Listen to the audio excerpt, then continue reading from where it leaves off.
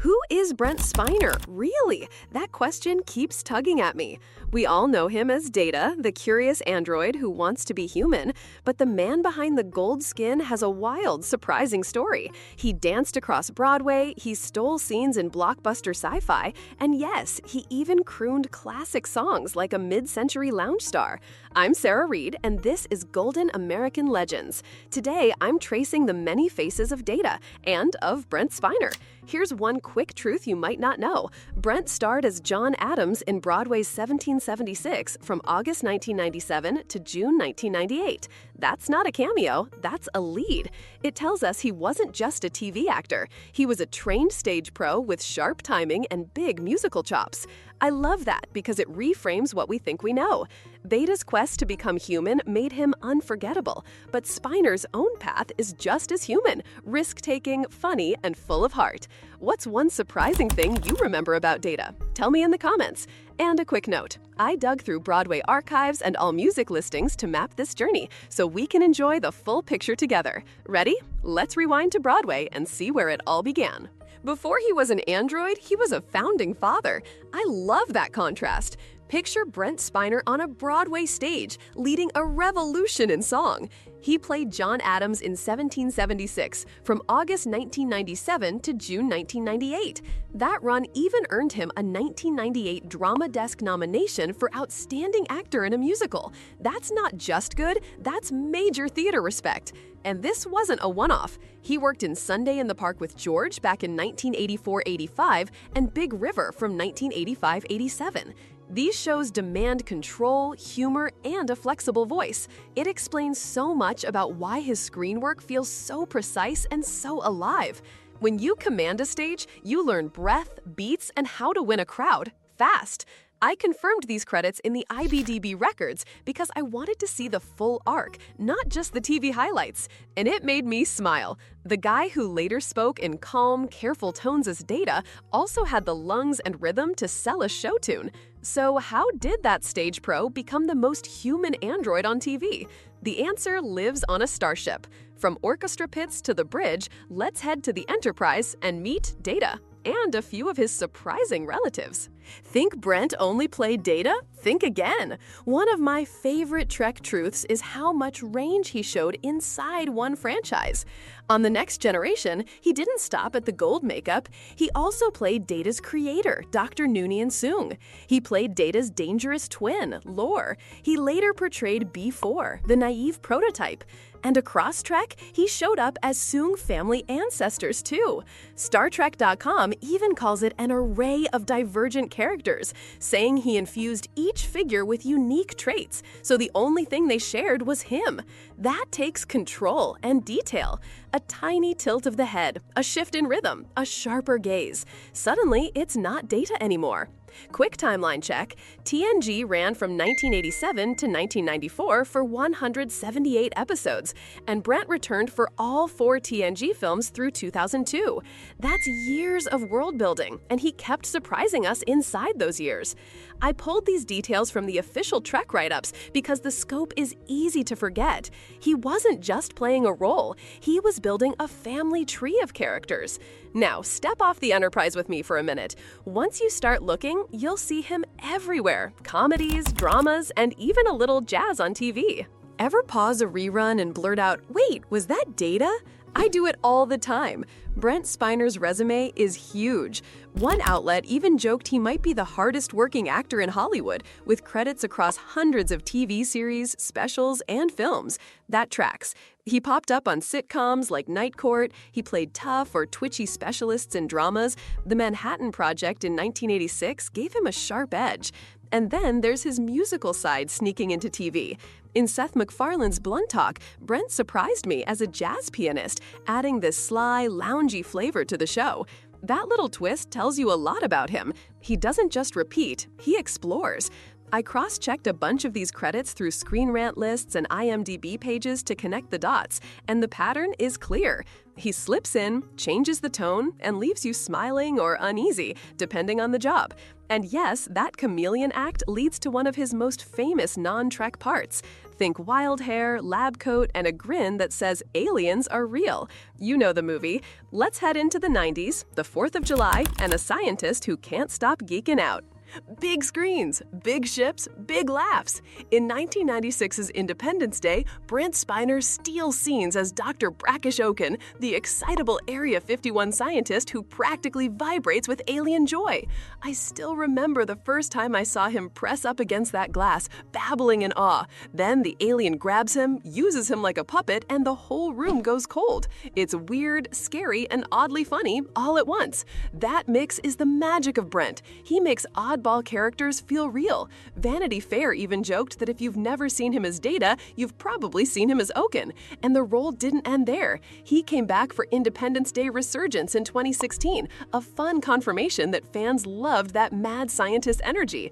I rewatched clips and checked the film credits to refresh those moments, and it hit me again. This is the same actor who can stand perfectly still as Data and then go full chaos as Okun. From hidden gems in TV to massive blockbusters, his range just keeps flexing. So where do you go after outrunning spaceships and poking at UFOs? You walk into a recording studio, tip your hat to Sinatra, and take a swing at the great American songbook. Plot twist, Data can croon. In 1991, Brent Spiner released an album with the cheekiest title, Old Yellow Eyes is Back. It's a wink at dative eyes and a love letter to classic vocal jazz. Think smooth swing, warm strings, and that easy storyteller tone. All music listed right there in his discography, and it marks a big fun turn. The android's actor becomes a lounge singer for a night. The songs are standards, the kind my grandparents danced to, and Brent doesn't play it as a joke. He sells the romance. He leans into the melody. He lets the phrasing breathe. That musical sense goes back to his stage roots, and you can hear it. I checked All Music to confirm the year and the track vibe, and it lines up with his influences. He grew up on Bing Crosby and Frank Sinatra, and it shows. And here's a quick pause in our story.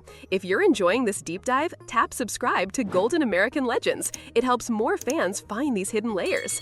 Now, about that second album. Years later, he didn't just record more standards. He dreamed up a whole noir story you can hear, like an old movie playing in your head. A Star Wars legend on a Star Trek actor's album? Yes, and it's delightful. In 2008, Brent Spiner released Dreamland, a concept album wrapped in a 1940s film noir romance. Picture black and white streets, a smoky club, and a love story told through standards by Gershwin and Cole Porter.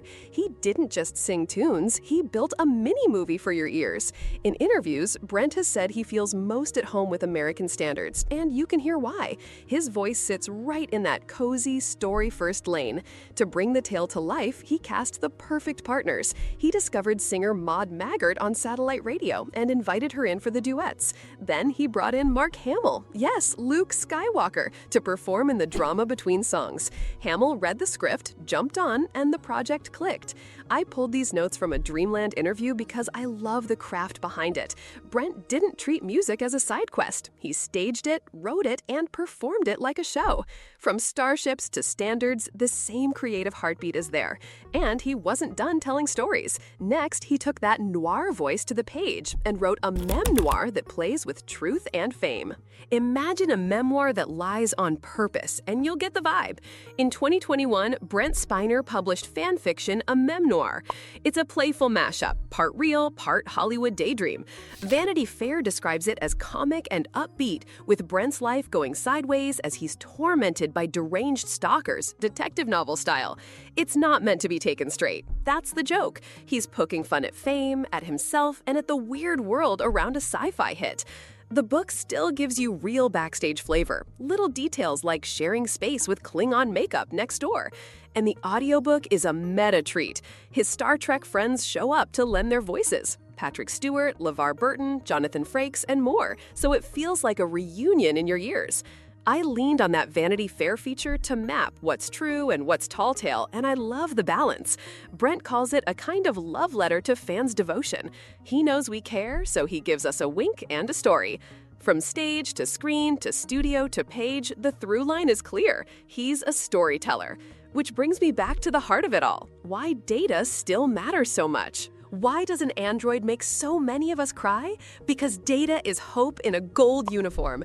His quest to understand people, how to laugh, love, and choose right feels gentle and brave. Brent Spiner played those moments with care. A tiny smile, a soft pause, a head tilt that says, "I want to understand."